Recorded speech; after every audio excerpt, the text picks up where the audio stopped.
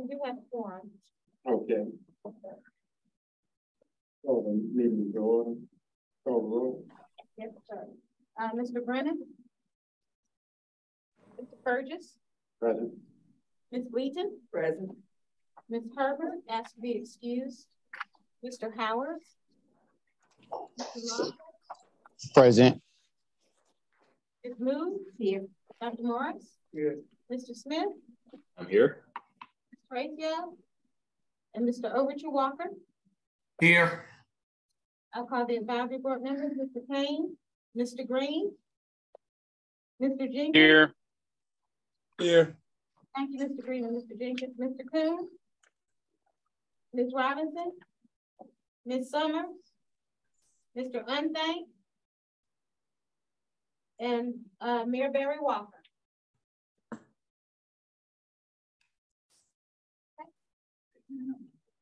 I do have a motion to adopt the agenda. I make a motion to adopt the agenda. Second.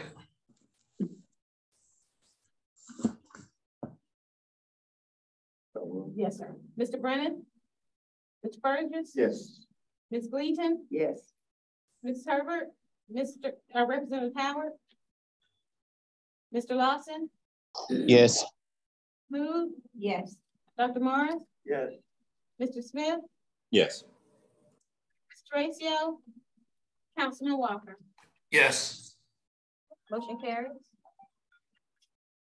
Mr. Panzeratis, Mr. Gossett. Durst. Yes, thank you, Mr. Chair. Couple of things. First of all, thank the board or the Comet staff for doing the Spanish sign for the transit station to alert the Spanish-speaking community that the schedules are available at the customer service desk there at the transit station. So I noticed that there is a sign at just about the corner of North Trentham and Forest Drive that denotes a reflex route.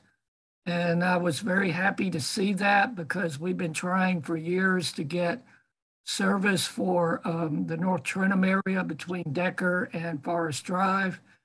And to see that reflex route sign was very encouraging. So I thank you guys for that. Also, something that I've been looking into for about a month now regarding why the buses still are running a little late.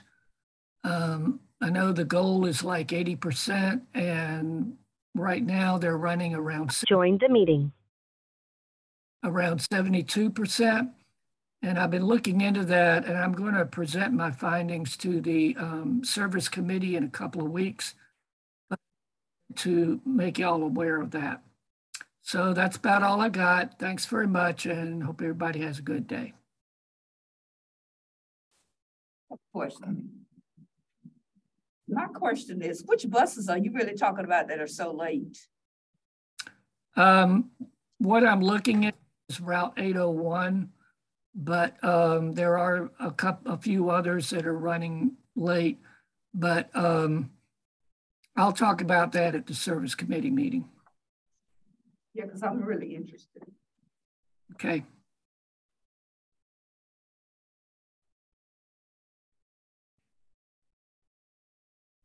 And I should just point out too, I'll just mention this as well, that it's not late getting to the transit station, it's late picking up folks at the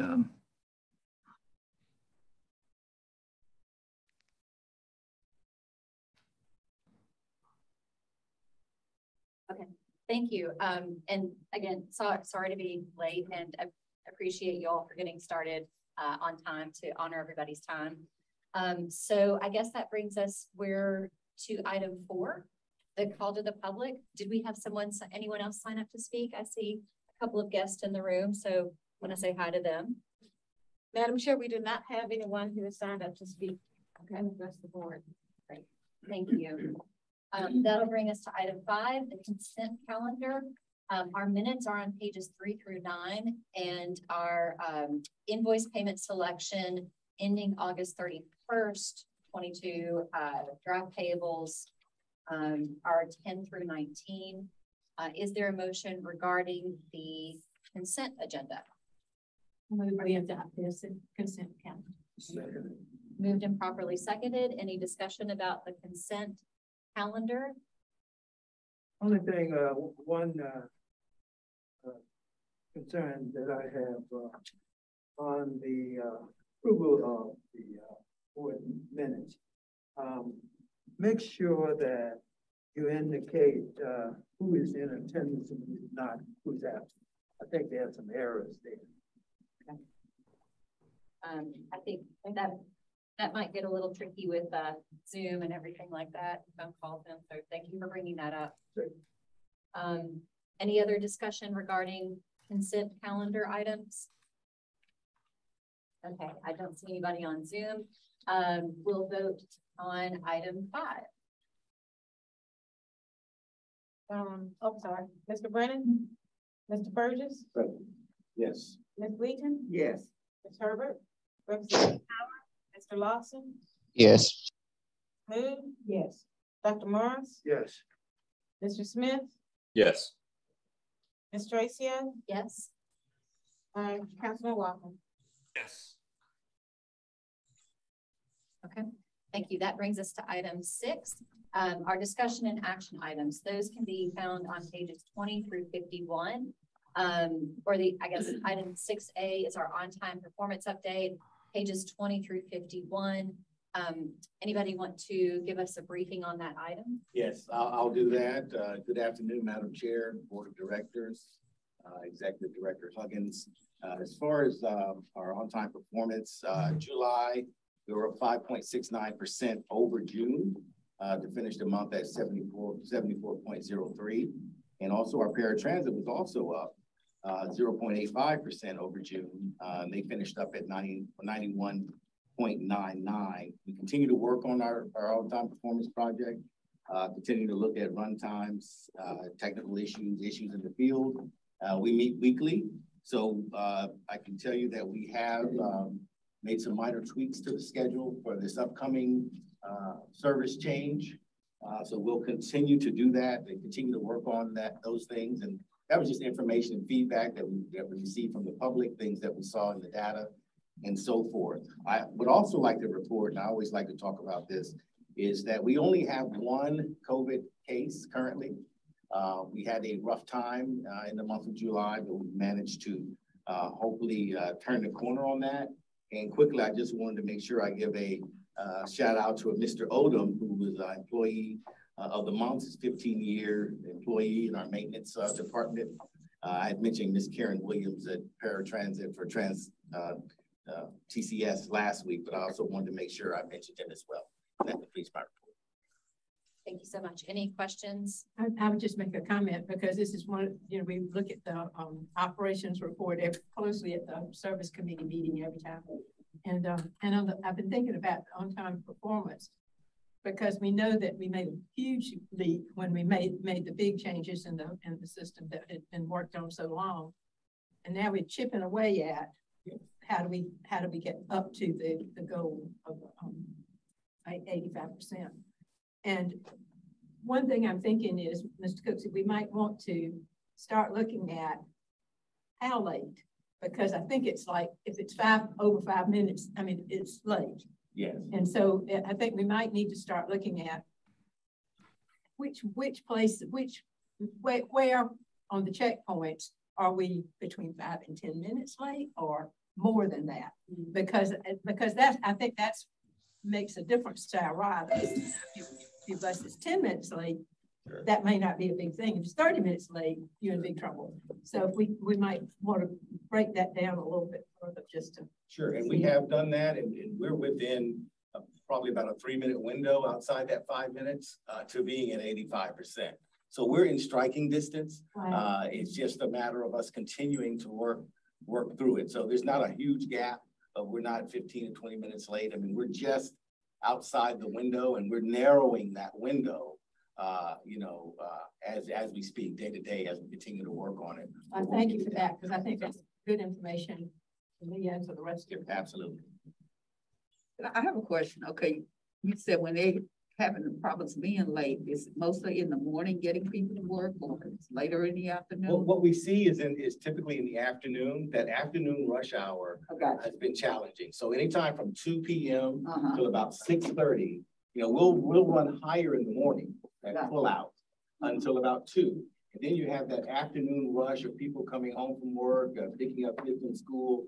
Everything is happening in the afternoon. You tend to have a lot more accidents just throughout the city. So from 2 to 6, 6:30, that's the challenging time that you can see the numbers kind of dip. So we're able to zero it down to look at it that close.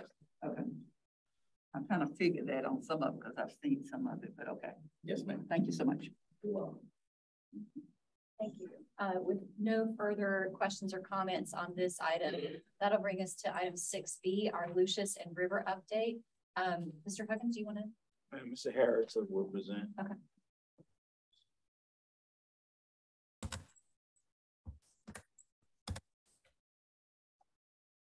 There we go. Yes. So we work, we've been working really hard on this project in itself, and doing everything that we can to get as much accomplished within this short window. But Lucius and River will, just overall as a project, will just give you the overview. It will help alleviate much congestion at Laurel and Sumter, and provide multiple transfer points based on the ridership trends.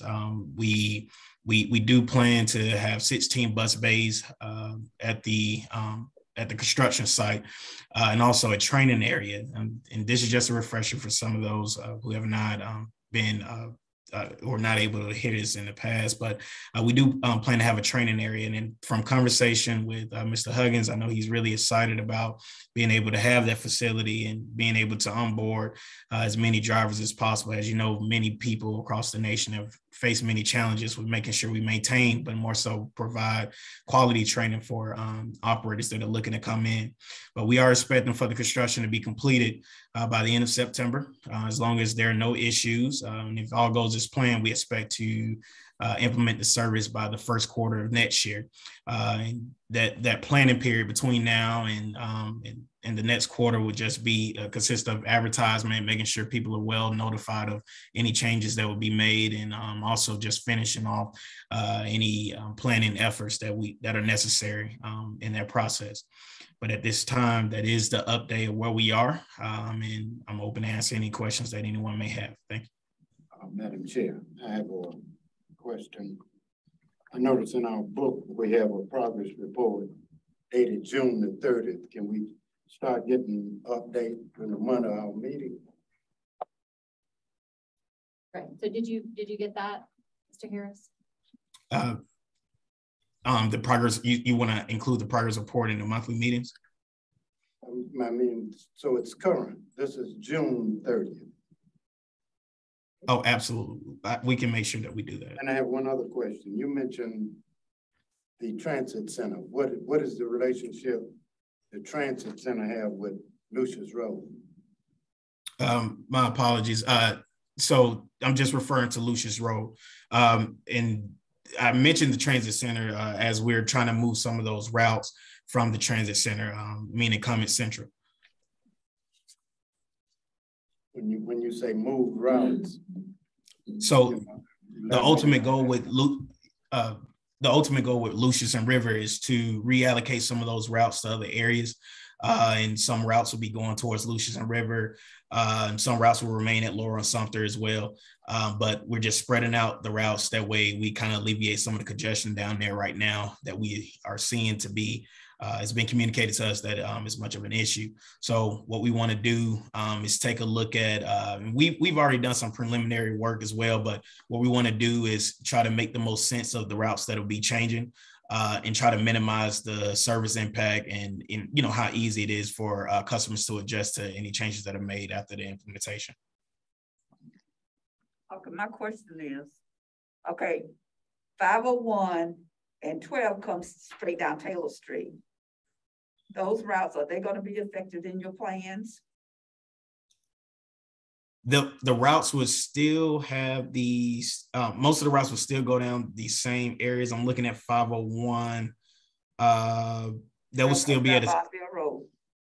12 comes down Bonneville Road too. And 12 is another, it's the major posting point would be Assembly and Blending for Route 12 and 501. That's the way that we have it currently in the plans. But we're still working through it, so it's not permanent as of right now. But from what I see in front of me, Assembly and Blending is the planned location. And let me reiterate, Mr. Harris, just so board member Fleet knows that nothing is in place concrete right now. We're just evaluating. We'll get input from the riders and all that before we make any type of adjustments. Service committee would be totally involved, so we will not be putting our riders, operators in a disadvantage. We will do our due diligence throughout that entire process. Madam Chair, I have a major question. We've had folks to come to this meeting griping about moving the transit center to Lucius Road. Now I sit in a meeting and all I'm hearing about is routes coming to Lucius Road. Where's all this planning going on? I'm on the service committee. I've seen no planning. So where's the planning going on? Well, Eric isn't here, so where's the planning going? So it is a two-part thing. I do come quite frequently. Well, I just had a little one, so it's been where's the planning going on? But yes, on the service committee, and we aren't doing any planning. Where's the planning going on? Yeah, so the planning piece to this is a two-part thing. For one, we did work really closely with the design of the project, and we also are monitoring the design. We are working on getting a series of permits permitted just for the sidewalks and just the construction of the pieces of planning effort in itself. But again, we do have a comprehensive document where it lists. Sorry. Let Mr. Harris finish just a moment. No, Madam Chair, I have to say something because I'm having to sit through these meetings and spend a lot of free time, unpaid time, and I'm hearing stuff that's not happening. So we as board members supposed to take blindsided by what you're doing, because none of this, what you're telling us, is what's happening. You know, like I said, the public is in an uproar because they think you're tampering with the transit center, and you mentioned that today with the transit center and routes.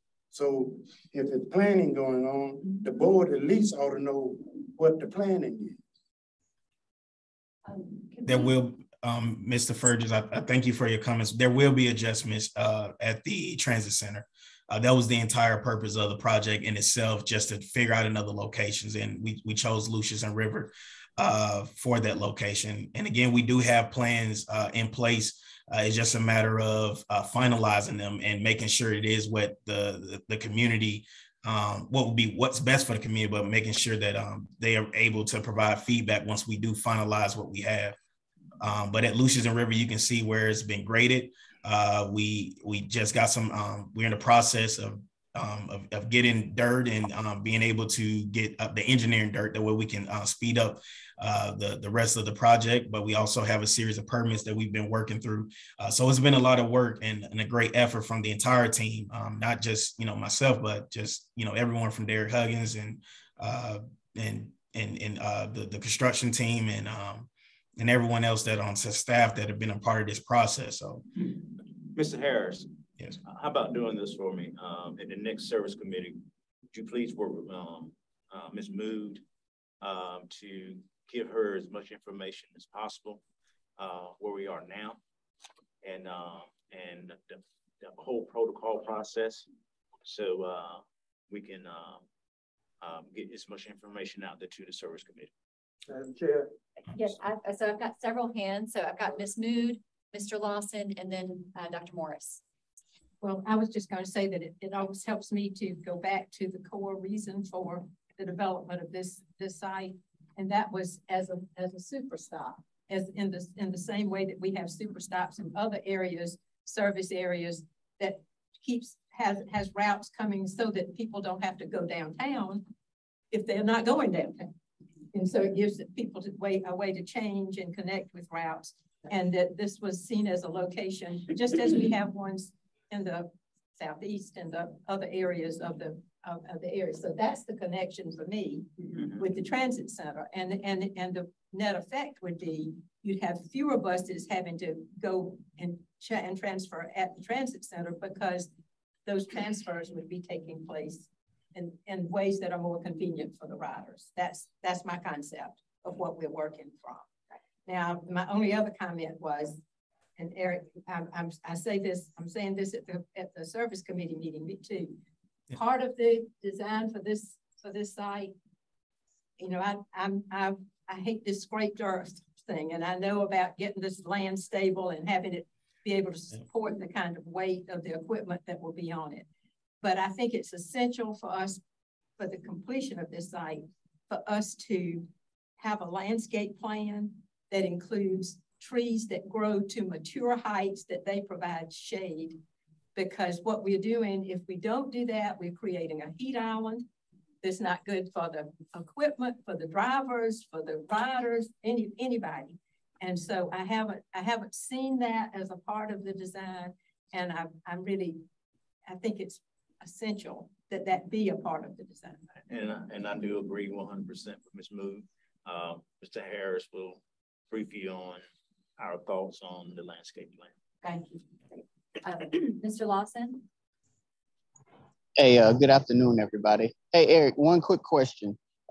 You referenced earlier, obviously, alleviating some of the pressure from Comet Central and moving routes. Do you have a figure at the moment of how many routes, percentage-wise, we're moving? Just a ballpark? I do not have a ballpark figure. I do have a list of the routes that tentatively may be pulsing at that area, but I haven't counted in comparison to. So I don't have the exact figure as of right now. Mr. Harris, okay. if you would contact Mr. Lawson directly, and once you get that information, give it to him, please.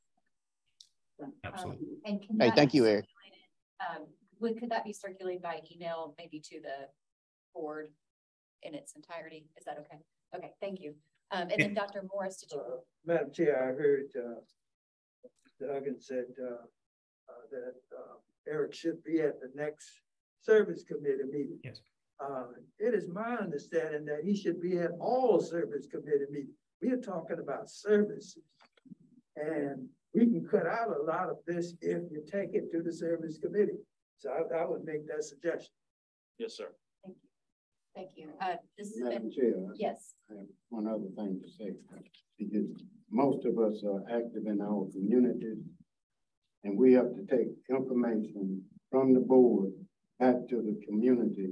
And as vice chair, I have not a clue to what Eric Harris is talking about, what Derek Huggins is talking about. And each board meeting, we hear something different, and the community is still in an uproar about closing the transit center. And he made reference to that today, but Eric can't do the job that's required in Columbia working in Atlanta. So the board has to make a decision. Do we want a planner to plan this, or do we just want to keep piecemeal? Mr. Deschamps, would you please give Mr. Burgess an update on the process of the planner? Yes, we've been recruiting for a planner since Mr. Harris left. And because of the specialty of this position and just the number of people that are out there in the transit industry, it's tough. For example, the last candidate, and we've been actively recruiting and interviewing the last candidate, myself and my staff met with them, we interviewed them, we made them a job offer. We thought we had a great candidate. And once he considered our offer, he turned us down. And that wasn't just based on the agency and salary and everything. It was his timing and what was happening at his particular employer at that time. Plus he had another opportunity that came up with the position that he had. So this happened, I guess probably about 2 weeks ago. So the candidate before that, that I was pursuing, they had the option of Columbia, or they were going back to their home, which was in Wilmington, North Carolina. So they decided to take a position there. So that's what we're confronted with. And we've been actively trying to pursue the position, and we'll continue to do that. It's advertised on our website locally. It's advertised nationally. We don't get a lot of candidates, but we continue to pursue it. And one thing I think about this position is not only me, but our staff. When we go to other activities and conferences, we try to interact with other people and letting them know that we have this opportunity that's here. So it's a challenge for us, and you know, we just have to continue to pursue it until we find that candidate. Thank you, Mr. Chairman. And I think we've also, you know, met, you know, as far as the job responsibilities, the salary that we offer. We're competitive. We started out not being, well, it was probably competitive, but as the market changed and the demands of employers across the country, we've adjusted that where we feel we're comfortable. You know, the candidates that we were considering, they didn't say no, or they weren't eliminated because they thought the salary was too low. I have a question. Sure. Are we working with a search firm, or have we considered working with a search firm for this? That's an avenue that I haven't taken. Normally, if the board directs me to, because of the cost of that, that's something we can consider. So I don't know if it's appropriate now, but maybe it could be something that we could just consider and discuss if that's, you know, I know we all have full-time jobs, and then trying to hire people is another full-time job sometimes. And so sometimes a search firm can help quite a bit with that. Madam Chair, and I'm not familiar with the world of search firms, but I see all those TV commercials that say, you call ZipRecruiter, they find you candidates. You call Indeed, they come up with the person that you need. And I didn't know whether that would be a help, that kind of service would be a help. And there are some firms that are specific to, like, we use them when we're hiring for the county at high levels. And so there's got to be some firms that specify with are specific to transit, I would think, or something like that. So, and then the other just point that I wanted to make kind of along with Vice Chair Fergus is that the public can kind of get a hold of some information and take things a certain way. So as much as we can be clear in our talking points, and if those need to get sort of circulated again for board members to be able to speak very clearly about the intent of the Lucius and River hub, then I think that would be super helpful, because you know, rumors get spread very, very easily, especially on social media. So I think that would be helpful for the board as well. Okay, this has been a pretty robust discussion. I don't see any further hands up or anything else, and I don't think this is not an action item for us to vote on. So that'll move us to item 6C, our soda cap revitalization process. Ms. Minor-Reed. Thank you, Madam Chair. We've been really busy with looking at getting a refreshed wrap designed as we promised the board that we would do, in lieu of, you know, not having new trolleys. We'll just give it a refreshed look at least, with the cutaways and with the large buses. I'll present that before. I have some edits to go through. That's why I don't have it today, but I will present it to the service committee at the next meeting. Also in the next meeting, we'll present the latest route update as far as exactly what that route would look like, and thoughts for designing the route maps to be more destination specific. Upcoming events we have that are promoting Soda Cap is the Main Street Latin Festival this weekend, Jubilee at Man Simon in early September, and we had to reschedule the Allen University tour due to inclement weather. They were calling for hurricanes that day. And that concludes my update. I'll entertain any questions. I don't see any hands. Thank you for that. Some fun and exciting things. So 6D is our accounts payable pay cycle change. Ms. Andrews. Hello, can everyone hear me okay? All righty. Well, the long and short of this, I'm here asking if we could go back to our original accounts payable pay cycle where we paid bi-weekly. The change was made some time ago to go monthly, but what we're experiencing, as most of you have, when vendors come in and they miss when we're trying to get everything done to submit to you guys for payment, if they miss in that pay cycle, then they have to wait an additional month. So we're already at 30-day terms. If you miss, we ask them to get it in by the 15th, so we have time to process it and get it paid. And if they miss that, then they're having to wait upwards of 2 months. And nobody wants to hear that, hey, you have to wait 2 months to get paid. So we're asking them to return back to our biweekly cycle, which will help our officers get paid time, more efficiently. Internal people, when they're going off on conferences, get their per diems paid a little faster, because some cannot afford to go and then come back and wait for the money. So there are various reasons why we want to return, but the short of it all is to get people paid timely, so they don't have to call and bother Derek that they did not get paid, or reaching out to Leroy saying they didn't get paid. So this is kind of an action item where we're asking to return back to our original accounts payable cycle. And that will go into effect September 1.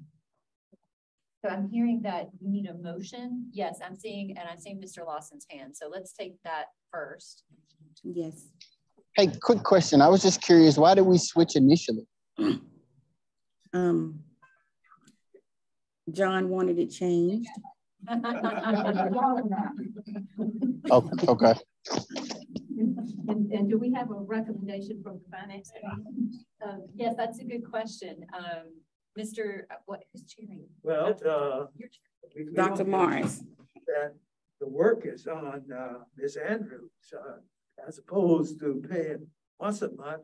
Now she'll be paying them twice a month. So if she doesn't have a problem with it, I don't think the finance committee would have a problem. Okay.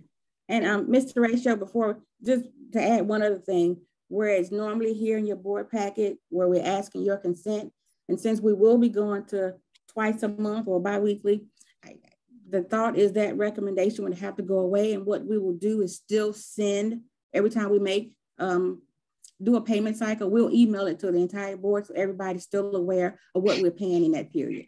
So it won't come to you in the board packet anymore. It'll just be sent out every time we make a payment to you guys to let you know that this is what we're paying. And if you have any questions to who we're paying, like say, as we do currently now, we'll send you any information you're looking for. And Dr. Morris has agreed to look at the check registers and sign them when he comes in to the finance committee or board meetings. And my question would be, because they are now published as part of the board packet and therefore public, would these also be published publicly in a different way? So before we went to the monthly, we did not come to you guys with a consent calendar. It was kind of added in once we changed over to doing monthly. Okay. So I'm still open to the suggestion. Again, part of it, if we come monthly, I can still gather what we paid in that month and submit to you guys this way. Okay. That would be my preference, that we still have the report out with the board packet, but just knowing that they are essentially sort of two packets. Okay, no problem. And then I see Mr. Greentan. Yes, I had a question. Does our city administrator has spending power up to a certain dollar amount? Does the executive director have any spending power up to a certain dollar amount, or does every expenditure have to come to the board? We have a policy that every manager does have a spending authority, but I think what you may be asking about is check signing authority. No, so, our city administrator can spend up to $50,000 without council approval at any time if he deems it necessary. So that's what I'm saying with the per diem.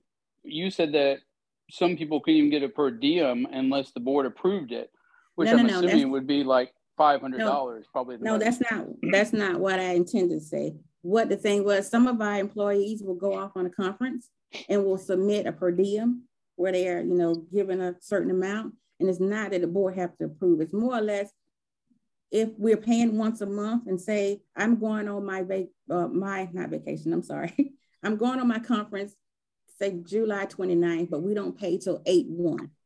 Then I don't get that per diem until the 1st of the month. So, you know, like I say, some were having a problem having to go without that money in hand. So if we were able to cut now bi-weekly, it'll kind of catch them ahead of time. So we don't have the problem with the employees who are going out who may need that per diem. So it's not saying that the executive director can spend up to, or employees get to spend up to a certain amount. The per diems are based on the locations that an employee is going to. Well, I understand that, but I mean, typically, even with our city, the per diems are paid in advance of going to a place. I mean, and I would think that we would know 30 days in advance if you're going to a conference or not. I mean, it's not like, oh, here's a conference, I'm going to this next week. I mean, that's the only thing I was questioning. Right. In an ideal world, yes, you can get them 30 days, but again, with timing, you have to get them registered and then they have to turn in their per diem. So again, if we paid at 8/1 and then they see something 8/2 and they don't get all the paperwork, we, you know, are still a stickler about how often we pay. If you don't get us your stuff in time, on time, and in exact, you may miss a payment cycle. So well, how much is the per diem for a conference then? I mean, for the daily meals. It would be based on the location. We do them based on the location. Okay, so if I'm going to Charleston, South Carolina, then how much would the per diem be for meals? I would have to look at Charleston, but I think it may be like $60 for the day. Okay. All right, thank you. Mm-hmm. I had Mr. Smith first and then Mr. Burgess. Thank you, Madam Chair. We heard this at the Finance Committee, and I think everybody was generally supportive of the change in the cycle, but I do think what I'm hearing is it might be time for us to look back at the policy itself for approval and that sort of thing. I think my memory of all this is that we made a significant change a couple of years ago, and that change did make it harder on staff in their kind of daily processes. And so I think it might be time for us to kind of look back and re-ask certain questions about who should have what authority and who has sign-off power and that sort of thing. So I would kind of recommend that the Finance Committee look at that, all of that together again in the next couple months. So Andy, in that, the only change with the policy, like I say, going further back, remember the board members had to sign the checks. And with all of that change, now the signing authority belongs to me and Leroy. So we sign the checks. And again, a board member would sign the check register, just agreeing to what we've already submitted to you guys saying that was going to be paid. So the current policy, you know, say our checks regardless have to have dual signatures. So again, that me and Leroy and myself, and Derek also has that authority to sign as well. Right. So really it's just approval of the check register itself. And when that happens in your cycle, and I know that you still have had trouble. Obviously this is coming up because you're having trouble with the current cycle. It's making it a little harder, like I say, and then we may miss and somebody will come and need, and we have to run, you know, a special check register to which we still would send out and saying, hey, we had to run this one and let you guys be aware. So the only change is how often we pay. But sometimes that approval of the check register itself comes after the fact, after you've already made the payment, right? Correct. As long as, you know, I'm fine with that. If it would help for the Finance Committee to take a look at all that again, you know, we can. Okay. But if staff's okay and the board's okay with this change, then I'm supportive. Okay. Thank you. Thank you. Yes, Mr. Burgess. Ms. Andrews said something, and I want some clarification. Does individual staff members have spending authority? Is that what you're saying? No, I'm not saying they have spending authority.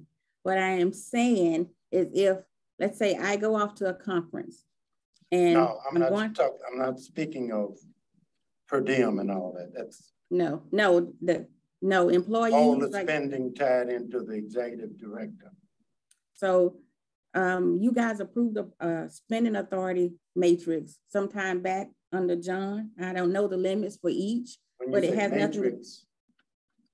Yes, like the ED can spend up to say 100,000 without having to go to the board. And that more or less has to do with projects that will be going. It's not that he can go to a store and buy a car without the board's approval. But who else has spending authority? Directors. The directors. Who? The directors. Directors and ED. So maybe the finance committee need to. This is Ms. I think the policy, Mr. Fergus, it's set out in our procurement policy. For the procurement, yes. Right, with regard to the spending limits for the executive director. That's where I'm recommending that the board take another look at the spending authority of the ED and not put it above the city manager in the county and the city. Yes, sir.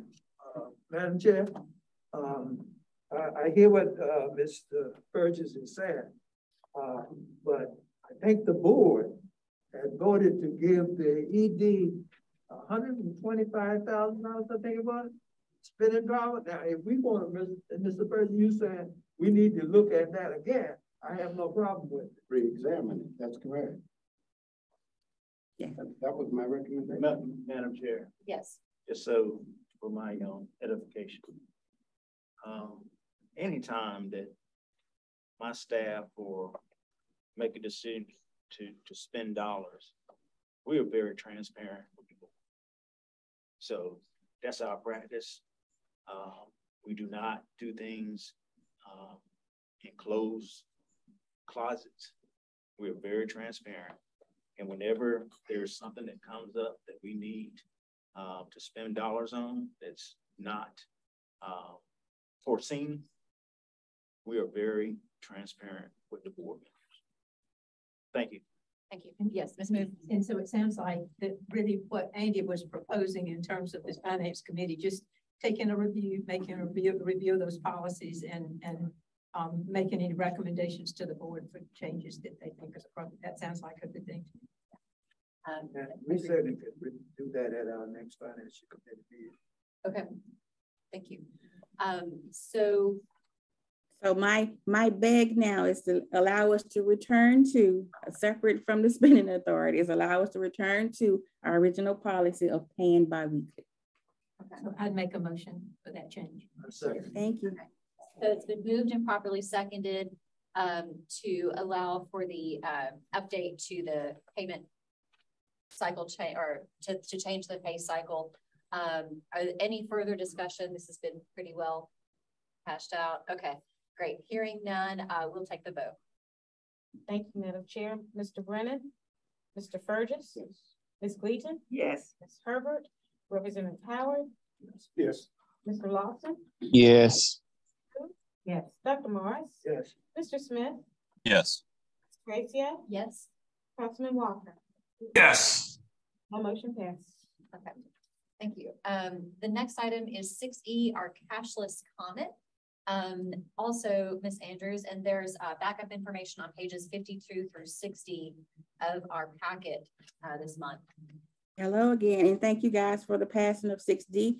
So with 6E, I guess trying to move the comment into the future of going cashless. So what this would mean, I put a few information bits in pages 52 to 60, but the ultimate goal is to remove accepting cash from the buses. And doing so would speed up our boarding time, help increase the on-time performance for them, and eliminate, with the pandemic and everything going on, the exposure to our staff of, cross-contamination with county money. Because as of right now, staff counts the money that comes in off of the buses. So the long and short, I want to start a project to move in the comment cashless on the buses. And with that, we'll replace the options for them to buy their actual passes. We're going to install ticket vending machines. The idea for those will be at the large super stops. We're going to put one downtown at Commerce Central. I've spoken with our 2 retail vendors at Piggly Wiggly who said they will be more than happy to put a ticket vending machine in their location. And the next spot will be going to the visitor center to see if they would be okay to allow us to put out a ticket vending machine. We also have the ability for mobile app purchases. So for those that we do have a high percentage of our riders that utilize mobile apps. And it's, again, the ease of scanning and going is it takes less time to scan and go than it does to try and feed in a crumbled dollar. So again, where I think most of that OTP can be helped, it's loading passengers faster on the bus. And I'm here to answer any questions that I may not have covered in my little spiel here. I'll Dr. Morris first. Let me say that I certainly appreciate Ms. Andrews looking into the future. At our last financial committee meeting, there was some reservation about this from a couple of board members. And we might be moving a little too fast.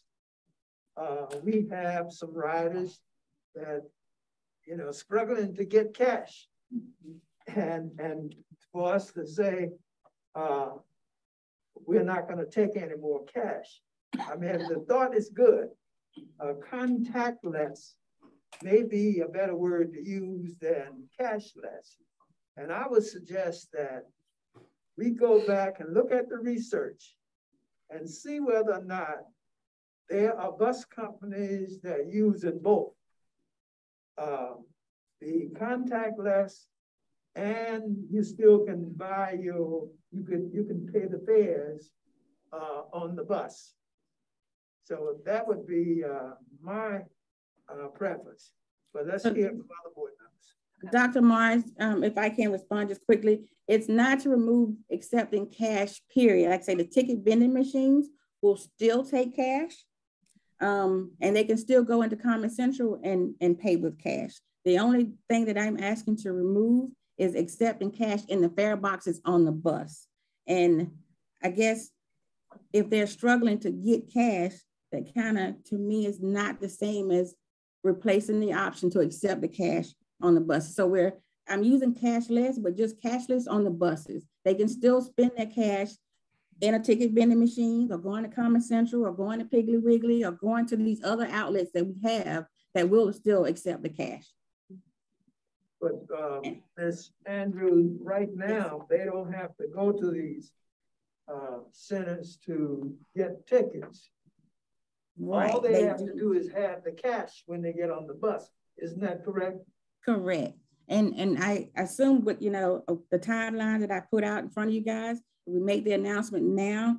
As with most things, you give them notice, not just snatch the rug from under them. So if we start to announce now, we get to hear their feedback, you know, whether they are pro or against. And there are other agencies in South Carolina that, like I think Myrtle Beach is considering going cashless. And there are other agencies already at the point of being cashless. Could we do some research and find out whether we could have both? When you say both, you mean still accepting cash? I'm sorry, go ahead. Are you saying still accept cash on the bus? And that's correct. And, yeah, so basically at that point, it will be nothing to consider because we already do both. We already accept mobile payments and we already accept cash. So that would just be stay where we are. And our fare boxes would need some heavy duty. We would need to buy new fare boxes, which fare boxes cost about $20,000 because our fare boxes are old and dated. Well, my thoughts are that we could still take cash and use the contactless system and gradually move toward 100% contactless system if that's what the riders want. Right, and that was the purpose of the timeline. We can notify them now that's our plan, and use all of next year with our research of getting that way. And by first quarter of 2024, going 100% cashless on the buses. Madam Chair, I would suggest that this go back to the Finance Committee so we could research some more. Okay, I've got several hands up and I want to honor everybody's time. I've got 12:51 and we've got several things, including an executive session. So let's be mindful of the discussion. If you kind of already got your mind made up, you got your mind made up. So let's go to Mr. Lawson. Can I say something? We can slow this down. We can work closely with the Finance Committee and just figure out what the language is going to be and the timeline. So this is not something that is in, you know, we will come back to finance and we will vet it, because I know it's going to cause a lot of conversation in the community. And so we will definitely come back. We'll not announce anything until we work closely with finance and come back to the full board. Okay. Mr. Lawson, do you still want to speak to this? Yes, very quickly, please. Hey, Roz, I looked at your chart and the statistics that were presented, and I see that our reference point is London. Is that correct? I would have to go back and pull that up. Yeah, I think yeah, I think it is. My only comment here is that I would be curious to see some statistics or information from a rival city or a city that has a similar demographics as Columbia. I went to school in Myrtle Beach for a long time, and I know that their demographics are younger than Columbia per se. But if we can find that information, I would just be curious to see. Okay, I will give that on. Yeah. Okay.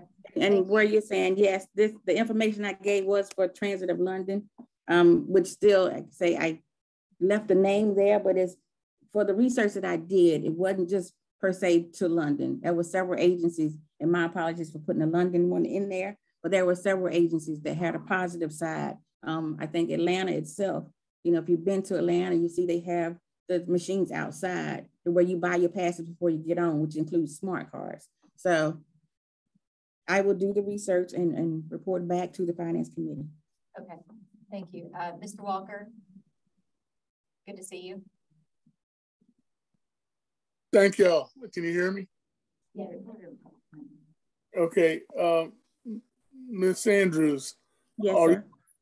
In order to implement this, are you going to put, I guess, ticket machines at every bus stop? No, sir, not at every bus stop. At the ones we're gonna put them, like I say, my thought is the major stops, like the super stops. We have one at the one we're building across the street, the one over at Two Notch Mall. I'm not sure if Walmart is considered a super stop, but the Piggly Wiggly, North Main and Divine, and the Visitor Center. Okay, I live out in Harbison at the Midlands Tech stop. Mm-hmm. And I hop on a bus at the Midlands Tech stop. I don't have a machine there. All I have is $1, you know, in change. Mm-hmm. So I would not be able to get on a bus. I'd have to go to a stop that has a cash machine where I can get a ticket. Is that what you're proposing? Well, I'm proposing that since I assume that most of the society has smartphones, that they would download our mobile app and buy a pass there. Nope. I'm old school. I got a smartphone, but I don't know how to use it. I know I got $1.50 in my pocket. I can get on the bus, but I don't have that technology down. So then you call us and say, hey, how can you help me get on this bus? I have a smartphone, but we've even considered the unbanked. There's a process we have to consider the unbanked, where you can give your cash to the Common Central tellers and they can load money into an account for you that you can chip away at. But to go back to your question, with the whole year, we will try and figure out a way of working around where people such as yourself who still have your phone, but you still want to use your cash. That's what the whole year of 2023 will be about, trying to make sure that everybody's taken care of. Okay, so, and the only reason why we're doing this, the only reason why you're proposing this is because people don't like to count that dirty money, and we might get COVID from counting the money. I'm not saying the only reason, and to combat that, you know, the young lady in Georgia who was a gas station attendant, you know, that's where she's saying she caught monkeypox, but not so much being the only reason. It's you know, I say staff is having to spend about 2 hours, depending on each time they count the cash, to count it and get it to the bank. It's help, in my mind, it would help speed up the on-time performance. So when the service department gets the reports from Lenny, he'll be hitting his on-time performance targets. You know, again, eliminating that risk of a pandemic happening and you touching money and something has happened. So there are several reasons behind wanting to go cashless. Well, I'll be glad to touch all the dirty money that y'all don't want to touch. If you can't have it, but you can come touch it. Oh, okay. But I get it. I'm just saying that because really, I mean, I know that technology is there, it's coming up forward, but a lot of folks like myself that are old school and we live out in the suburbs, and I'm not going to go and get a bus card just to hop on Harbison Millen Spec bus to ride downtown and come back. I got the money in my pocket. I don't mind putting it in the bus. And where and like I say, with the 2023, hopefully people in your area will speak up, and that will let me know we need to put ticket outlets or ticket vendors in that area so they don't have to worry about going too far to get a thing. But again, I'd like to address, like I say, our fare boxes are very, very outdated and they need major uplifts, and it costs right now about $20,000 for a new fare box. So, and we have, you know, almost 80 buses. So doing the math there, just a few things to consider. No problem. That's my comment. Thank you. Thank you. Thanks everybody for this. It sounds like we've got a robust discussion and a lot more conversation to be had about this. Can this just go back to finance for discussion without a vote, or do we need to vote it back? Okay, great. So we will be in agreement that finance committee will discuss this, and folks who are concerned about it, even if you're not on the committee, please feel free to join because you can be part of the discussion, even if you're not voting. Okay, and that'll bring us to 6F, the Reimagine the Comet update. Mr. Anguera. Hello, everyone. Eric, would you like to say something at the beginning? No, absolutely. So again, we've worked so hard on this effort with the City of Columbia. We've also welcomed in Richland County planners from all over to try to get this planning effort to its completion. And at this time, Ricky is going to present on the findings. We've had a series of board meetings as well, and our board did vote to have a 60-40 split, and Ricky will highlight some of that information as well. But from that and a series of public meetings, public outreach, we were able to come up with a final recommendation. And Ricky, please feel free to take it away from here. All right, great. Well, thank you for having me here today. I think I have already presented to you a few times, so most of you might know who I am, but just in case, my name is Ricky Anguera. I am a consultant with Jared Walker and Associates, and so I've been helping with this Reimagine the Comet project. Last time that I came to you all, I came with the draft plan and I showed it to you, and you all voted and approved it to be the draft plan and to go into engagement. And so today I am representing the draft plan with the engagement results. So just to talk a little bit at the beginning about just an overview of the project again, this has been an opportunity to reconsider the entire regional bus network. It's been a partnership between the Comet, the Regional Council of Governments, the different counties and cities. And the purpose of this has been to plan for the next 10 years, to plan possible service changes for the future, looking at the network holistically. And so as part of this project, we started by looking at the existing conditions of the network. We looked at different ridership patterns, so we did some surveying. From there, we developed alternatives and we looked at those and we asked the public what they thought. From there, we got the feedback. We got you all to give us your direction on that. And then now we have developed this draft plan as a guideline for service in the future. So going to go through this quickly since it's already kind of late and I presented this before.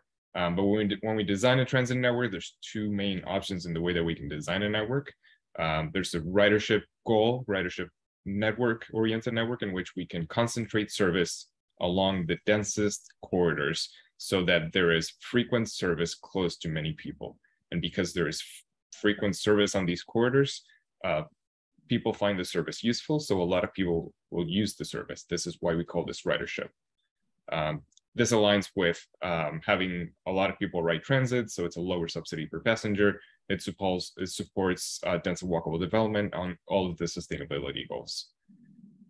The other end of that is to provide service throughout a large area, to provide a lot of service to a lot of people.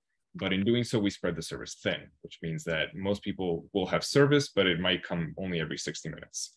And this is more thinking of providing access for all, even if it's not very useful and we don't expect a lot of people to use it. This would be providing a little bit of service to a lot of people. So those are the two extremes of how you can design a transit network. The existing network in the common, it's somewhere in the middle, around 45% of resources going towards ridership, 45% going towards coverage, and there's about 10% duplication in there with some duplicative routes. So from here, what we did was that we developed the two different concepts of what the network could look like. We developed a ridership concept that allocates 80% of resources towards ridership. And we developed a coverage concept that's quite similar to existing, allocating 50-50, 50% of resources towards ridership, 50% towards coverage. Now, from here, the question between ridership and coverage is a value question. It's a spectrum, so it's not one or the other. And so we came to you at the board, and you voted and decided to proceed with a 60-40 split, which is a split in which you would allocate 60% of resources towards ridership and 40% towards coverage. So compared to what it is in existing, it's shifting a little bit towards ridership, meaning taking some service away from some places to increase frequency along some corridors. This is the existing network. What's important to note is the color of the routes. We always color code by frequency. So the dark blue are routes that come every 30 minutes, light blue is every 60, and yellow tan is over 60, every 90 or 120 minutes. And so going from this existing network and with the direction that we got from you all in the board, we developed this draft plan. So the draft plan in general, you can see that it has several more dark blue lines and service removed in some places. So you can see with the service removed that we removed the routes in places where they were the least productive, getting the least ridership per hour. And so that includes the 88 along Beltline, the 77 on Palo Road, up here the 57L on Clemson Road, and this 55 on Summit, and then the 46 along Lower Richmond Boulevard. We removed routes from those areas in order to be able to reinvest into frequency in the denser places where this frequency would be the most useful to the most people. And in doing so, we increased service along Broad River, which is something that many people have asked for. We increased frequency up to 30 minutes on Shop Road. We increased frequency on Rosewood. We increased frequency along Percival and Decker over to Columbia Place Mall. And then we also increased frequency a little bit here along the Faro Road, going all the way up to the Midland Technical College campus. And so that is what happens in the shift towards ridership a little bit. You remove service that's not very productive in some places to reinvest into higher frequency in these dense corridors. We looked at the network, we analyzed the results of this network, looking at proximity to transit, how many people are close to transit, residents near any service in the new draft plan compared to the existing network reduces by 17%. There's 17% less people close to service, but there is 42% more residents close to more useful 30-minute service. That is the shift towards a little bit more ridership, less total people close to service, but more people close to this more useful 30-minute service based on the direction that you all gave us. Jobs, some kind of a similar trend where we see that there's 9% less jobs close to any service, but there is 16% more jobs close to useful 30-minute service. And then the other measure we looked at is access to jobs. So if, for example, we're thinking of someone that is in downtown Columbia, how many jobs that person can reach. And then this light red color shows places where in the draft plan they can reach that they weren't able to reach in the existing network. And so in 45 minutes, a person can reach all of this that they weren't able to reach before. And if we add the things that are in here, we see that a person from downtown can reach 2,800 more jobs in the draft plan versus existing, and 2,600 more residents compared to existing. And so this is one dot in downtown Columbia, but we did this for everywhere in the region, and we came up with this map where blue is places where people will have an increase in access to jobs, red is a decrease in access to job, and the darker means the greater the change. So in this map, we do see some red in some places where, because of the way we had to realign some routes, there's a slight loss in access to jobs, but it's quite limited, and you see a lot of blue in a lot of places and a lot of dark blue. You see a lot of dark blue along Broad River, a lot along Shop, along Rosewood, along Percival up here. So there is a lot of places in general where people have an increase in access to job. If we average this out, we see that in 45 minutes, the average resident with this new draft plan can reach 11% more jobs. That means that in general, people can reach a lot more jobs in this draft plan than with the existing network, which means that the network will be more useful to more people, and you can expect to get slightly higher ridership. We also looked at different demographic groups throughout the analysis that we did. So we looked at residents in poverty and people of color, and both of those showed a similar trend of 12 or 10% more jobs than in the draft plan versus existing. So we took this draft plan and we took it to the public, and we did an extensive outreach process in which we did outreach for a month and a half. We included an online survey, a paper survey, on the ground outreach where we had some people at Common Central, and then we had 2 virtual public meetings. And in all of that, we got 210 responses. And so the purpose of this outreach phase was to see if there were any changes that stood out that we needed to make to turn this draft plan into the final plan. And so in general, the comments and things that we got, we didn't get anything substantial of changes that people were requesting. So there isn't anything that is telling us that the final plan should be any different than this draft plan. But let me go over the 3 main questions that we asked in the survey and show you those results.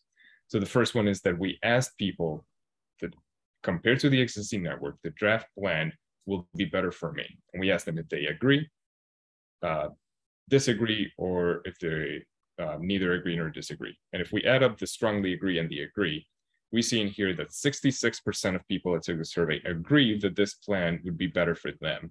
17% are indifferent, and only 17% disagree that this would be better for them. If we have something that is less than 20% of people disagreeing, we generally think that that is actually good. It's a very good measure. It means that 80% of the people are not opposed to this. 80% of the people think that this would generally be better for them. And so this is a very positive outcome here.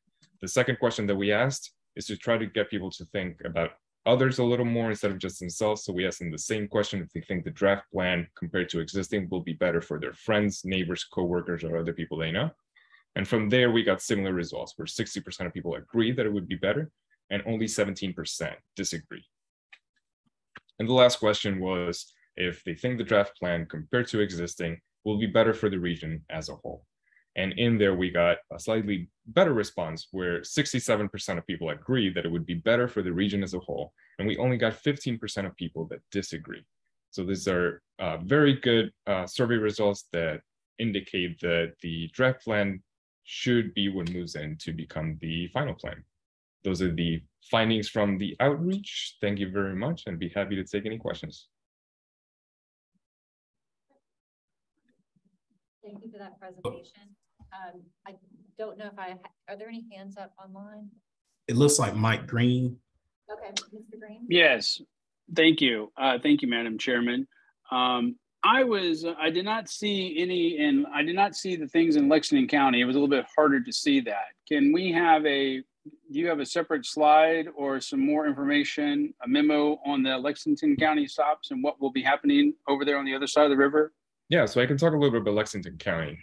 It's sort of a different situation because of the difference in funding structure, we have kept Lexington County basically the same throughout this plan. However, in the draft plan report, which we released before, and we told you about it the last meet, that's something that I met.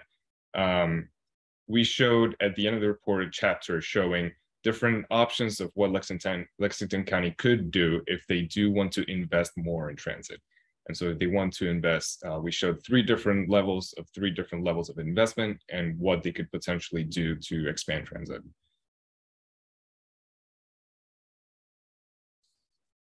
So just to follow up, so I think I heard you say, if I'm correct, that there are no changes on the Lexington County side at all. Not in this draft plan, no. At the end of the report, we have options of things that Lexington County could explore. All right, you're talking about going up in service and not down in service. Exactly. Okay, thank you. Appreciate it. Yep.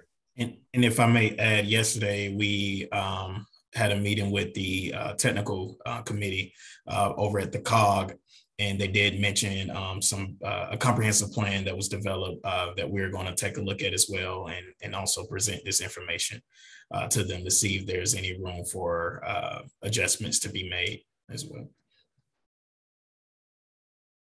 Mr. Leroy, when you say the COG, you mean you mean the Midlands Council of Government, right? So all of the councils. I mean, on Richland and Lexington side. Yes. Okay, thank you. Ms. Clayton? I have a question. Mr. Ferguson, I live over in the Edgewood neighborhood, over in that area. We didn't see anything, no survey, anything come through our area, over there in that area. Okay. Is there, I guess, that would be the 12 and 501 that runs our area. I guess there's maybe a question about, could you share with us in what way were you taking feedback from constituents? What were you on buses asking questions? Is that kind of what you get to? Yeah. Sure. So as part of the engagement process, we had people on the ground at Commerce Central. We had people, I believe, at the Walmart also that were taking surveys. And we had the survey online, we were promoting the survey, and we had 2 public meetings. I will say, however, that this is a plan for possible service changes within the next 10 years. And so before anything were to be implemented, before anything were to be final and be actually changed, there would be additional phases of engagement. Is that correct, Eric? That is correct. So this is not a permanent, the moment that it's approved, we are going to see it on the ground tomorrow. Is more so going to be used as a master plan where we use it to guide decisions as we make adjustments in the future. Is that helpful? Somewhat, but I still think we should know if they're doing some type of survey anywhere else. And I'm concerned because I ride the bus all the time. I love riding the bus and I love people. And I'll have some concerns about it. So if they would just include us in it the next time, I would appreciate it very, very much. And so do we have access to this presentation online? Can this be circulated? Can this presentation be circulated to us? Okay, great. We can send and that. I would also maybe make a request that we also see the survey, like the questions on the survey would be helpful for board members, especially those of us who are riders. Okay. So Madam Chair, do we need to make a decision today, or can we defer any kind of decision until we've had a chance to look at it more closely? It's always up to the will of the body to defer something. So I'm open to a motion if one is there, if one here. I would move that we defer a decision on this plan until our next week. Okay. Okay. It's been moved and properly seconded. Any further discussion? That's contingent upon us all getting access to it to study in between. Great. Thanks. And as soon as that can be circulated, that would be helpful. All right. With no further discussion, we'll vote or a vote on deferral. Yeah. Mr. Brennan, Mr. Burgess. Yes. Ms. Gleason. Yes. Ms. Herbert. Representative Howard. Yes.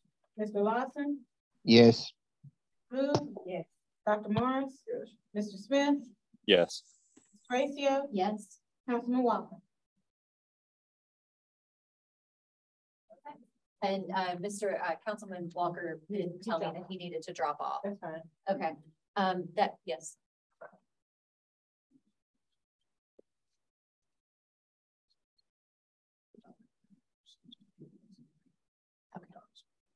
Okay.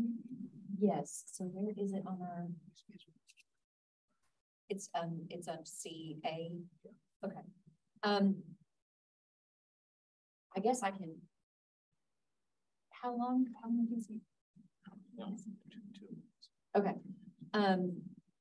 If it is okay with the body, we have a visitor here who has a presentation that would come under the interim chief executive officer report. And if it's okay with everybody, we'd like to have that presentation come first, and then we'll go back to item 7. Okay, I don't see any objection to that. So, Mr. Huggins, do you want to introduce it? Mr. Robert Cole will come up and present on the steps that we've taken over the last month with funding for intermodals. Thank you. And sorry to keep you waiting so long. And my pressing other meeting is I got to go to the dentist. I've reached that age where none of my meetings, one of those you hard to, I can't tell them no. What I want to do is just give an update on what I've been doing on the matter of the intermodal mixed use development as it relates to the federal funding. And let me say that Derek and I have been trying to work very hard to not be too pushy with trying to get the federal money. As you know, and Michelle has done an absolutely wonderful job with this. There are a number of grants out there, but the one that we're particularly working on that directly impacts the intermodal facility is the bus and bus facilities grant for $16.5 million. It's a competitive grant that the Department of Transportation will make a decision on. And so in a few years ago, or when I would ask Chairman Howard and I to go to Washington, we would meet with the whole delegation. You know, you just meet with everybody. We live in a very partisan, divided world these days that are just, it's not like it used to be. And so we want to be very careful we don't get in the middle of that. Congressman Clyburn is a key on this. Now, they've already funded it. This is in the infrastructure funding bill that was enacted last fall. There may be additional money in the reduction, they call it the reduction of inflation bill, but it also has other things such as green energy and all, which we think will certainly benefit transit. But this one is specifically on that facility. We have met with Dalton Tresvant, who is the key staff person for Congressman Clyburn. And to be honest with you, we just asked him, we said, look, you know, in years gone by, we briefed the 2 senators and other members of the congressional, South Carolina congressional delegation. He thought that would be a good idea. He said, but let's wait. This is a competitive grant. It's the complete decision on the initial getting it or not is with the Biden administration. And let's sort of keep it low key and continue to work with them. We have stayed in touch. Derek and I have met with Dalton. I've met with Congressman Clyburn. Derek's met with Congressman Clyburn to just sort of keep us, you know, that this is very important. We want to get the grant. And so as he has told me that, you know, it's, you know, we don't have a time frame of when they're going to announce, but we think it'll be in the next weeks or month. But we don't have a definitive on that.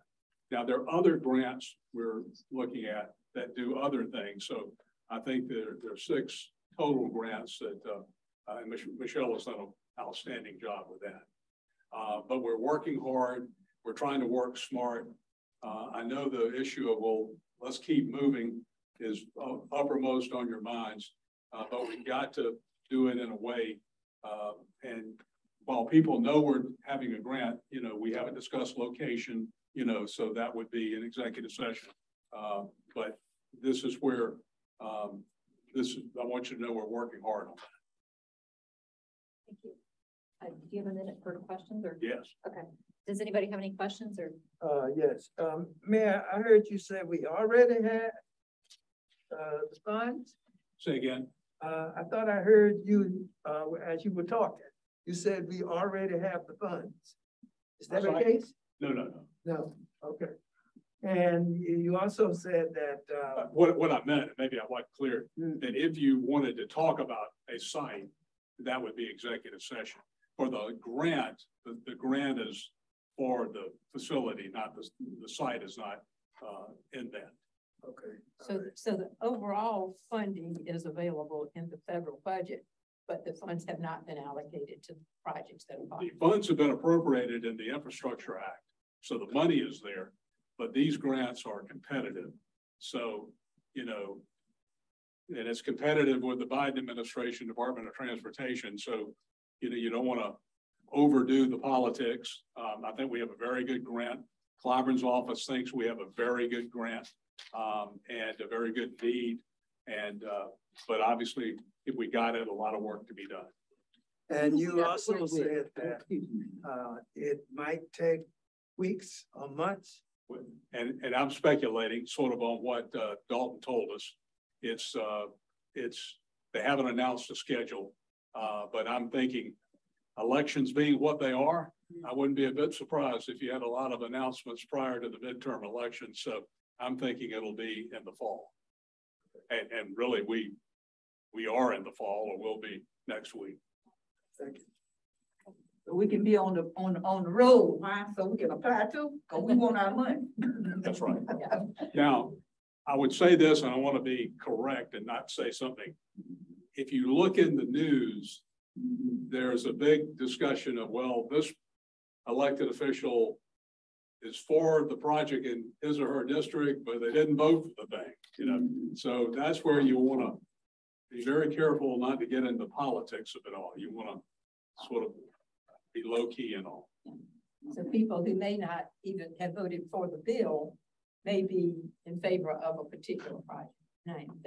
Well, and we want to use them appropriately and not, you know, as Strom Thurmond used to say, I didn't vote for the bill, but I want South Carolina's share of the bill. So, you know, those days are probably long gone, I'm afraid. But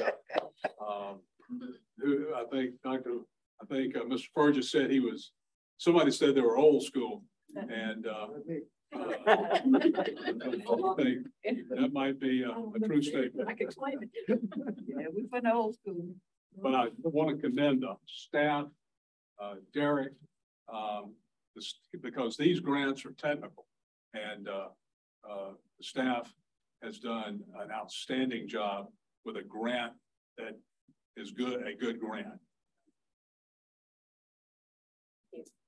I don't see any further hands online, and I want to thank you for being patient with us and for bringing us this, what sounds like good news. So thank you.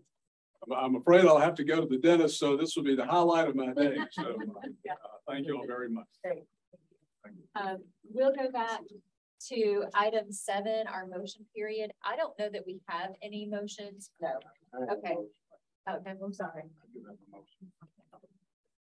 I want to make a motion that we take a look and terminate all our consultant contracts. Can I get a second? I'll second it. It's moved and seconded that we terminate all of our consultant contracts. Okay, that would be probably a lot. I have a question. Mr. Bird, you said take a look. Let's take the look out and they terminate. Are you saying consider or do it? Do it. What I told you. Right. What are they doing? We paying all that money. Explain some of the stuff. So I believe that would go into that the finance committee. No, that's a motion. That's not to go to finance. That's So we don't send that, we don't send that someplace, we vote on it now? That's correct. They can't if he makes a motion. Okay, so it's been moved and seconded that we terminate our consultant contracts. He said all consultants. All consultant contracts. Any discussion about this? Yes. Yes. I really think that's way too broad brush an action to take on a single vote. I mean, when I look at what are we contracting for? We contract for legal advice so that we wouldn't have any legal access to legal counsel. We contract for market. That's not our. They're not involved. I'm interpreting the mid-motion to be, if you're not staff on salary, you're in a consultant role. And that, if we look at our budget, that really wipes out a lot of, we have Eric on planning as a consultant because we haven't been able to fill a staff position. We have Mr. Hubble, who's a consultant trying to finish the on-time performance project. So I just want to be on record saying I think this is way too big a step to take in a single vote, just propping up in the. Thank you. Also, I saw our attorney pop up. Attorney Heiser, did you want to speak to this? I would imagine our legal counsel would have something to say about it. Let's see. Yeah, I'm trying to get back on video. I don't want to preempt Pam. I think she would be saying the same thing, but under the FOIA, you can't add an action to your agenda during the meeting unless it meets this requirement of it being exigent or emergency circumstances and things like that. So I don't know that this motion needs to go to a committee, but it should be put on your next agenda and not voted on today. Pam, do you agree with that? Absolutely, yeah. Okay. And I think we've had this discussion previously in other meetings. Okay, thank you so much for the attorneys to pop up. So we will consider this at our next meeting. Okay. Madam Chair, could we have a list before we go into our next meeting, a list of all those contractors and what we are paying them? I'm seeing a head nod. So yes, we can have a report so that we have actual information to consider. Okay, and another piece added on, what do they do? Okay. Okay. Thank you. So that will conclude our motion period. I would just say, I think there's still something on the charts where we, at one point in the past, something came to the service committee about whether we wanted to do a period of free service, and the service committee tabled that because it came up at a time when the fuel cost jumped up and there was an idea that might be of some relief. But when we looked at how quickly that scene changed, we just tabled that indefinitely. So it may be still sitting there, but we're not taking action on it. Okay, thank you. That'll bring us to item 8, our progress reports. I don't really have a report, so 8A will skip me. Committee chairs update. Ms. Mood, do you have a service committee update? I think almost all of the service committee items have been covered and under other agenda items. I will tell you that in terms of ridership, you can look at the figures in your packet, but we are gradually increasing ridership, so that's trending in the right direction. One area for this month, of course, where it's still down is the university, because we're reporting on July when we didn't have students there. So that will come back up as the students return. But in general, the ridership's going in the right direction. Thank you. Our 8BB is our finance committee update. Dr. Morris, there's quite a bit of information in our packets on pages 61 through 135. Do you want to speak to that? The only thing I need to say is that we had quite a few issues we discussed at the last financial committee meeting, and we've referred some things back to the committee, so we will be continuing that discussion at our next finance committee meeting. Thank you very much. That'll bring us to item 8C, the executive staff update. We've already had the intermodal mixed use development. Mr. Huggins, do you have anything else to add? Thank you. That'll bring us to our Chief Operating Officer, Mr. Deschamps. Yes, thank you. Good afternoon to the board. You can find my report on page 136, 137. One thing I'll emphasize off the report is on our Low-No grant project that we're working on. We're continuing to meet there every week. Right now, we're at the point of trying to finalize the contracts for the vendors that we're working with. And what we've asked the company that's basically the project manager of that project leader on that project to come to the September board meeting and update the board on the project. So we have requested that and given the date and time for that. So hopefully they'll be at our September meeting.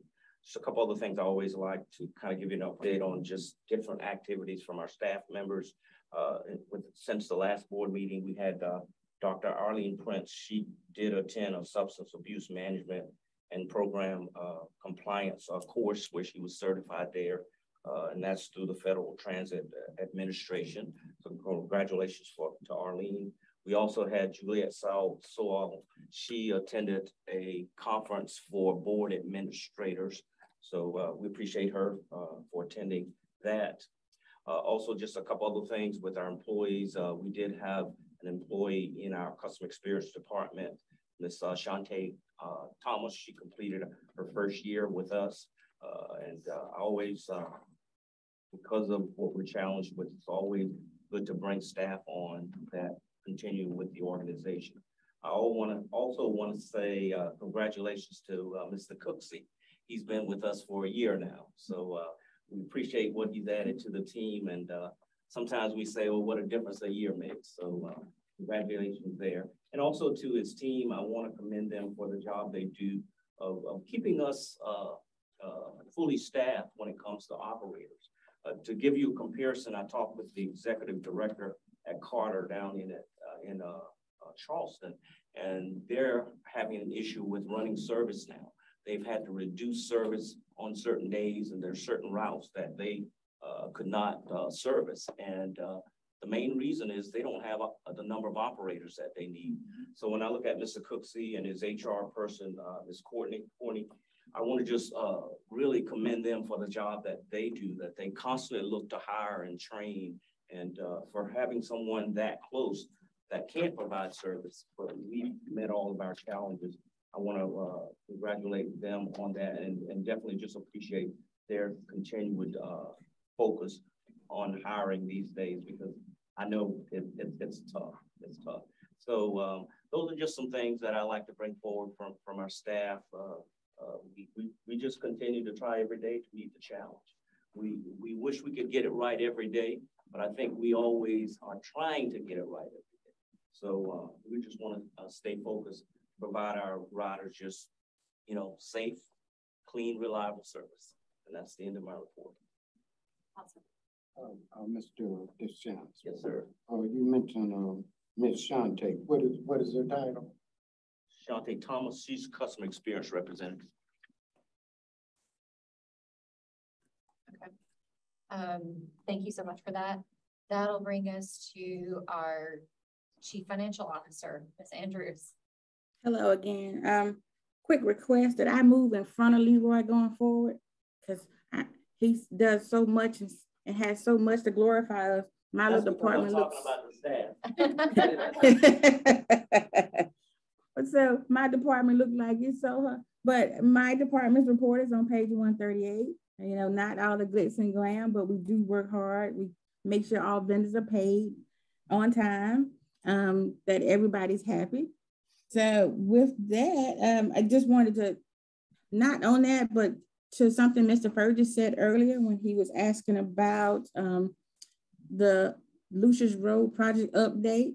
That is something that was submitted to the Finance Committee, which is why in your packet, and it was reported on June 30th, because I keep all of my things in the same period. So we were doing the financials for June. So everything is related to that month of June. So where you ask Eric going forward, he can submit the more recent one, but the finance department asked to get a list of all projects we were working on. And that's how it appeared in the in your packet in front of you. Madam Chair, can we correct that and not have that done again? And that who's responsible for that project be the one that presents it? So the finance committee acts quarterly. We report on large projects, and that's what I was doing. That's the reason it's there. Thank you. Madam Chair, through you to Ms. Andrew, remind me, what is meant by mobility management? Can I ask what you're referring to when you see that? Look on page 11. Right now we're looking at 138. Yeah, I understand, but if she doesn't know what it is, I'm just telling her where she can find it. Page 11, mobility. You're talking about under ABLE? So ABLE is our contract. We have a contract with ABLE, and the mobility manager would be Brittany Higgins, where she is she used to be an employee, but through Michelle, you may be able to chime in and explain it a little better if you're there. But the mobility management is having somebody manage all of the mobility programs we have that filters through ABLE. Yes, and that as well as travel training and teaching folks how to ride both DART and fixed route, whether they have disabilities or not. All right, thank you. Sure. Thank you. Does that conclude your report? Yes, ma'am. Thank you. That'll bring us to Dr. Prince, our civil rights officer. And did you have something to say about the? Michelle asked it. Okay, thank you. Good afternoon. The regulatory compliance and DBE reports are found on pages 139 through 144. And on the first page, I guess 139 is just a monthly activity report, and I won't go over that, some information that's listed. On pages 141 through 144, there's information regarding to the status of our DBE goals and what we have achieved to date. And for the overall agency goal, we're at approximately 24.1%. And on pages 143 through 144, it is relevant to our contract RATP DAIL. And based on information that's there, we have a cumulative goal of 21.2% of the 20.06% goal to be achieved. And on the last page, 144, is just information we share for the fiscal year, and we use this information for tracking purposes. And I do want to share that I continue to meet with Ms. Cooksey and other members of the RATP senior management team, reviewing the goal and looking at it to see what can be done to make any adjustments. And I have also had individuals who attended our DB participation meeting. They have already started asking us to come in and meet with them to share the type of services that they provide. And we have some scheduled for tomorrow. So we'll continue to do outreach efforts to ensure that the new DBEs are aware of some of the services we provide so they can do business with us in the future. Thank you. Okay. That will bring us to Ms. Bino Reed for our Public Information Officer update. Thank you, Madam Chair. I'm going to be really, really brief. So my information is found on pages 145 to 164. And I was happy to include in the packet the advertising for sponsorships and what's going out with our partnership with the Restaurant and Lodging Association, the Hop with Pop, Restaurant Week Midlands Hop with Pop. And that is actually going really well. We've gotten a lot of people interested in participating in that, and the restaurants are interested and excited. So I believe that the common has done its due diligence as far as really getting the businesses on board and excited about the fact that the routes can bring them customers. The other thing I want to call your attention to is you see all these pictures. You might see some people that you know in here. This is the People of the Comet promotion that we're doing, and this came about for two reasons. We're being really resourceful in that the bus shelters had the standard on our bus shelter that did not have advertising had downloaded the Catch the Comet app. Well, the Catch the Comet app no longer exists. So we had to put something up there. So to me, why not have a quote free billboard of the people of the Comet, the people who ride, the people who work here, the people who make the Comet what it is. So that's what all of these are. So around the city, they just started going up this week. So you'll start seeing these pop up on the shelters. That concludes my report. I have a question. In this past weekend's news, there was an article about a free service that's being offered in the city, and I just wondered. Ride John. Right, and I just wondered what we knew about that and how we have been working with him. Right. So what Ride John is they came out of Charlotte, and they're working with one of the advertisers in the area, and they kind of pay for their services through advertising. It's free, but you have to tip the driver. So I still think SodaCap is a better. Well, it sounded more like a group Uber to me is what it sounded like. But I just didn't know what we knew about that. We don't need to go into that. Yeah, you download an app and you download an app and you call for a ride, but you have to tip the driver. So if you're going to tip them more than $1, is that economical or not? Well, and it may be one of those things that fits in between to cover some gaps. Yeah, and it does. And we're still looking at that to see, one of the people who is involved, one of the advertisers came to me and he said, we talked about how we can coexist. I guess that's really what I wanted to come into the board to say, if there are other ways for people to offer service for us to see how that fits into what we do, Sure. rather than see them as competitive. Sure. I don't. Sure. Right. Thank you so much for that. Item 8F is our review of board motions, and we don't have anything. And that'll bring us into executive session. We do have a couple of items for executive session. Do I need to read them out? 9A is under section 30-4-70A5. It's a discussion of matters related to the proposed location expansion or the provision of services, encouraging location or expansion of industries or other businesses in the area served by the public body. And Madam Chair, I don't have anything further to report on that beyond what Mayor Coble presented. Okay, great. So that item is not necessary, but I do believe we should meet under 9B, the receipt of legal advice. Correct.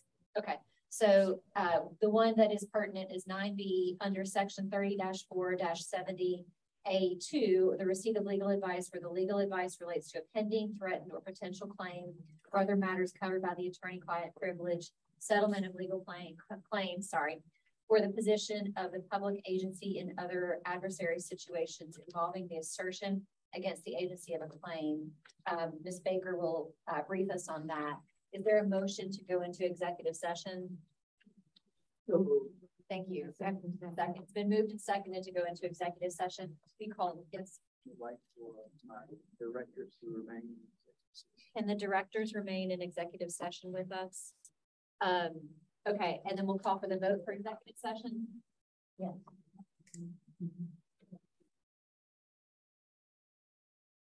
Mr. Brennan, Mr. Burgess, Ms. Leeson, Yes. Ms. Herbert, Mr. Representative Howard, Yes.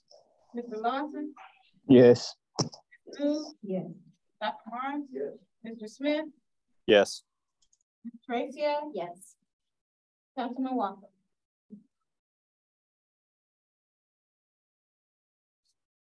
All right, and what do we need to do to get into executive session? Give me a second.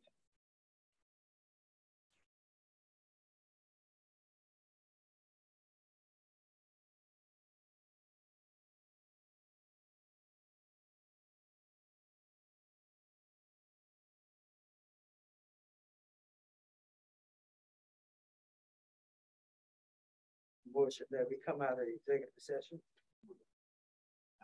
And the second, okay, it's been moved and seconded to come out of executive session. We'll take a vote to come out of executive session. Thank you. Mr. Brennan, Mr. Burgess. Yes. Ms. Leeson. Yes. Ms. Herbert, Representative Howard, Yes. Mr. Lawson, Yes. Ms. Moon? Yes. Dr. Morris? Yes. Mr. Smith? Yes. Ms. Gracia? Yes. Councilman Walker? Motion passes. Okay, we are now out of executive session. No action was taken during executive session. Is there a motion from the floor regarding items, any item from the executive session for the item in executive session? I'd like to make a motion that it's, that any action taken on this request is funded by Lexington County. Because we have no interest in that, no request for that information. So I don't think Richland County taxpayers should be funding that. I'll second that. Okay, so we have a motion and a second regarding fees in regard to that item. Any further discussion? Seeing and hearing none, we'll take a vote on that. Mr. Brennan? Mrs. Burgess? Yes. Ms. Wheaton? Yes. Ms. Herbert? Representative Howard? Yes. Mr. Lawson? Yes. Ms. Moon? No. Dr. Morris? Yes. Mr. Smith? No. Ms. Gracia? No. Councilman Walker?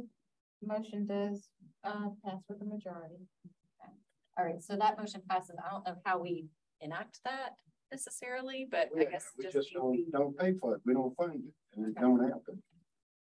okay. Great. That will bring us to our last item, which is adjournment. I make a motion to adjourn. Let's go. Okay. Hold on, I have one question I want to ask. Okay. Something that's been going on with staff, and as chair, you may want to address.